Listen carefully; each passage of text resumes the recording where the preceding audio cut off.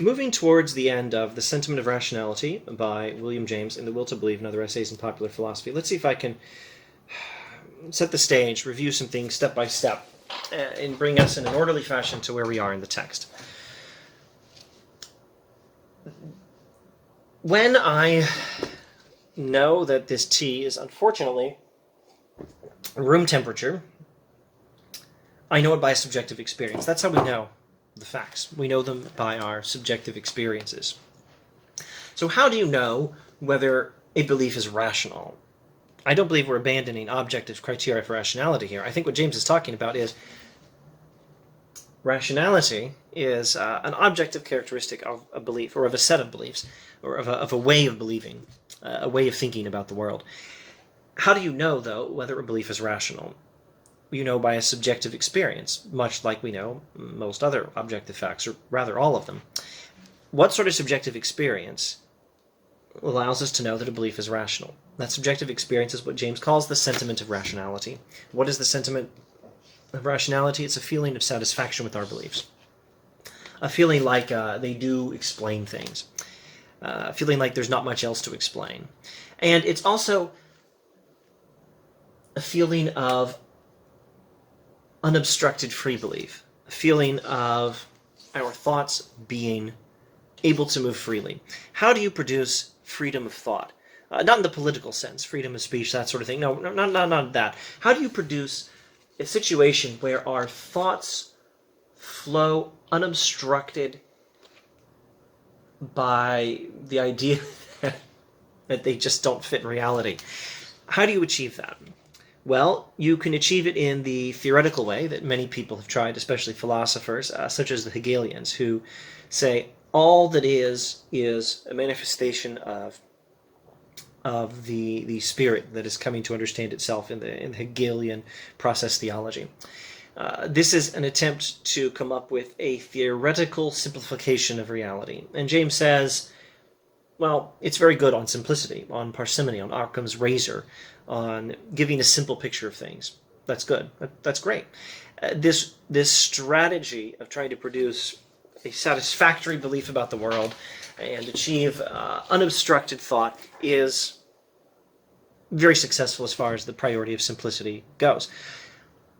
But it just doesn't always work. We have trouble thinking of the world in these terms. We have trouble thinking of all reality as just one aspect of one reality. We have trouble of thinking of all reality as just seemingly different parts of actually just one thing. We have trouble of thinking of just one thing without thinking of something else distinct from it. We have trouble of thinking of identity without distinction between that which has its identity and something else that has a different identity. That's not how human thought easily works. And James suggests a different approach to achieving unobstructed freedom of thought, the practical and empirical approach. The practical approach is to choose not those thoughts that are as simple as possible, but those which allow us to live as well as possible. What, after all, is the point of thought but to live? What is the point of belief but to act? And what, in fact, is belief except, as he keeps saying, a willingness to act? All right, so the question then becomes, since evidently a rational belief might be not one which is maximally simple, but, well, maybe that's rational, but since a rational belief is not necessarily one which is maximally simple, like those philosophers are trying to achieve, those Hegelians, simplifying everything, but a belief which enables human life to move forward in the best way possible, a belief which enables us to act well in the world, to live properly, since that is the belief that may be just as rational as anything else, or more rational, which belief is it? Well,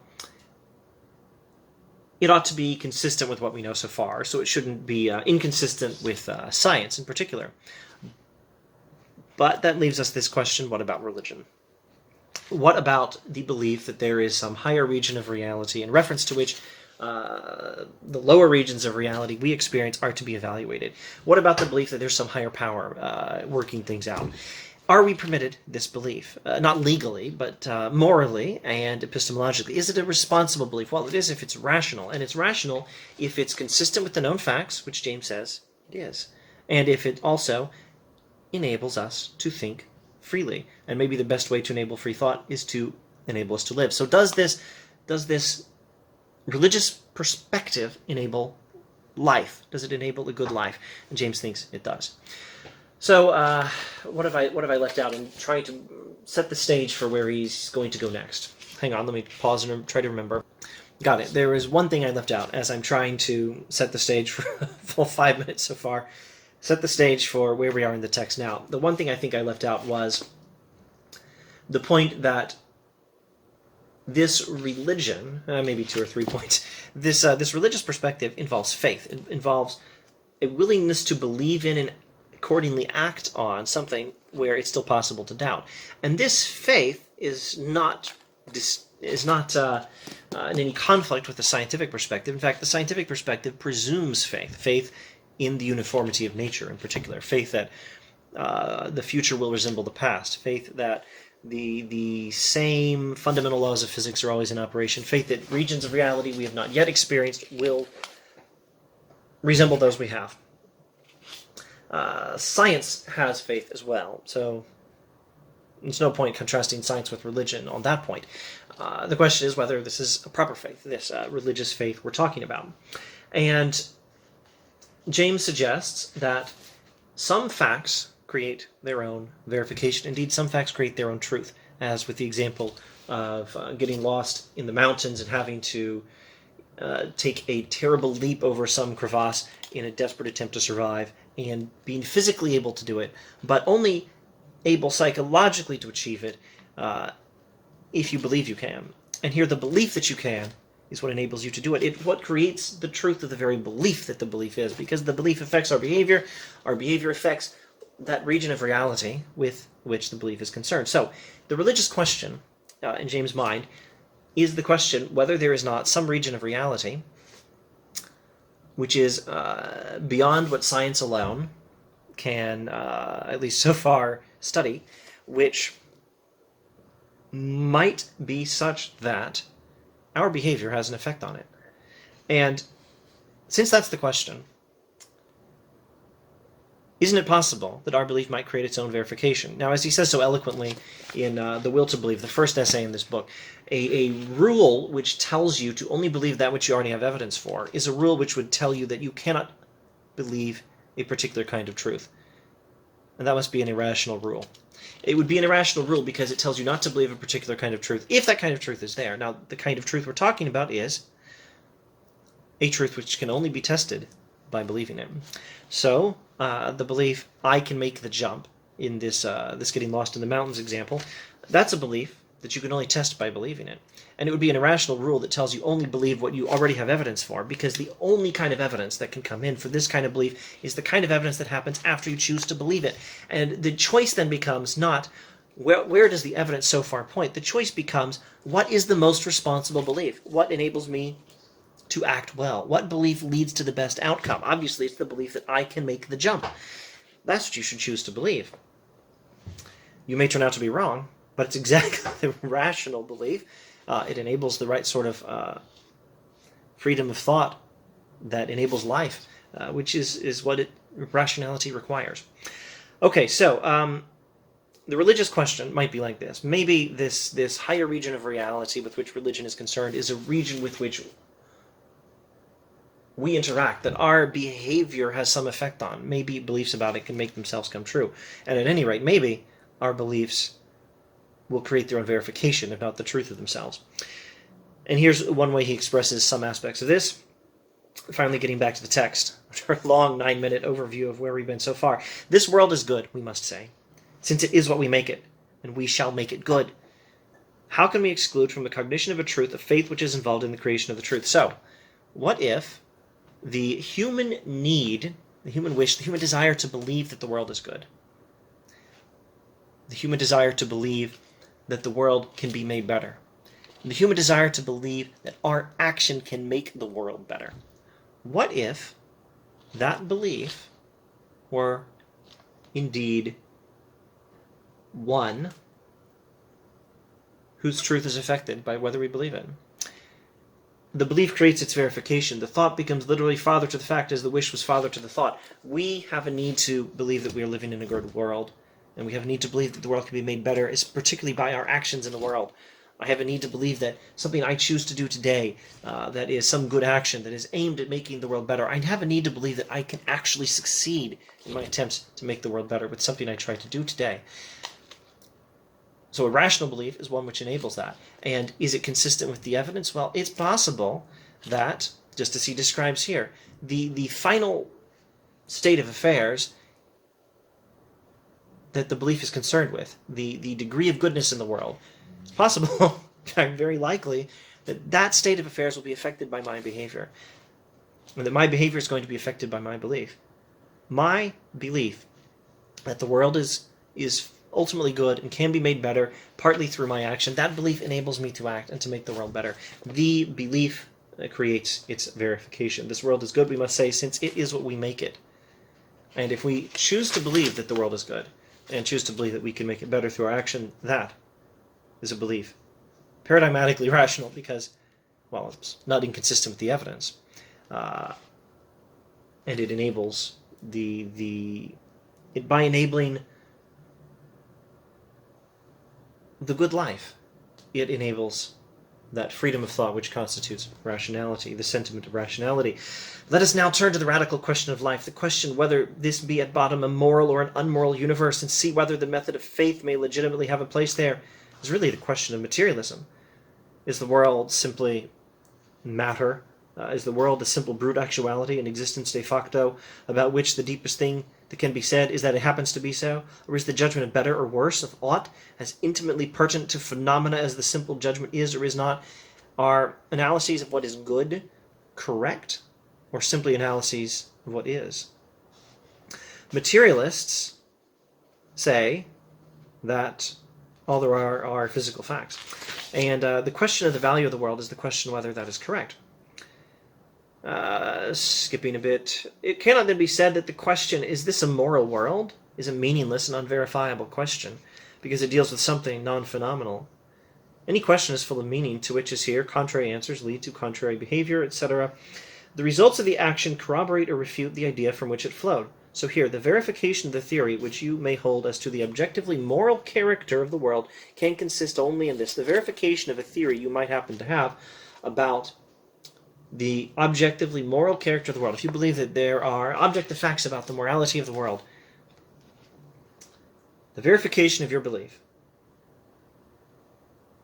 can consist only in this, that if you proceed to act upon your theory, it will be reversed by nothing that later turns up as your action's fruit. In other words, if I believe that the world is objectively a good thing, my belief, if I believe it and act on it, will be reversed by nothing that later turns up as your action's fruit. Hang on. Let me try one more time to put this into... Say I have a belief that the world is good. How could that belief be verified? The belief's verification could only consist in this one thing, that if I act on that belief, the results of my action will be consistent with that belief. They will not refute that theory. My belief will support. My belief will lead to results that support its own truth. Is that not a belief that is worth? Is that not a belief that can rationally be held? A belief that may produce its own verification. Skipping just a bit, for the sake of simplicity, I've written as if the verification might occur in the life of a single philosopher, which is manifestly untrue. It might take any number of lifetimes for this sort of belief to work itself out. Let me just see if I can make this a little more, well, I don't know if concrete is the right word, but spell out in some different words what sort of beliefs we might be talking about. Very close to the end of the text. If in the mountain precipice I doubt my right to risk a leap, I actively connive at my destruction. You could get yourself killed in this mountain jumping scenario by believing that you're doomed. But you can also get yourself killed just by doubting that you have a chance of surviving by making the jump. Just by doubting that you're going to survive by making the jump, you can get yourself killed. He who commands himself not to be credulous of God, of duty, of freedom, of immortality, may again and again be indistinguishable from him who dogmatically denies them. James is not the same kind of philosopher as Kant, but note how Kantian this list sounds. It's a largely traditional list, the sort of thing religious philosophers and religious people have been talking about for centuries, millennia. He who commands himself not to be credulous of God, of duty, of freedom, of immortality, life after death, free will, God, and duty. He who commands himself not to be credulous of these things may again and again be indistinguishable from him who dogmatically denies them. So the immediate point is that if you deny these things, or if you doubt them, either way, you're choosing to go without believing them and acting practically as if the belief is false. Skepticism in moral matters is an active ally of immorality, working against them and simply not working for them because you doubt has practically largely the same result. Who is not for is against. The universe will have no neutrals in these questions, which goes to reinforce another Jamesian point. We don't have the luxury. We humans don't have the luxury of waiting until all the evidence comes in. We have to live now. And certain kinds of evidence, particularly where morality and religion are concerned, James is trying to explain here, certain kinds of evidence for certain kinds of facts that concern regions of reality that might be in part under our influence, the result of our behavior, our choices.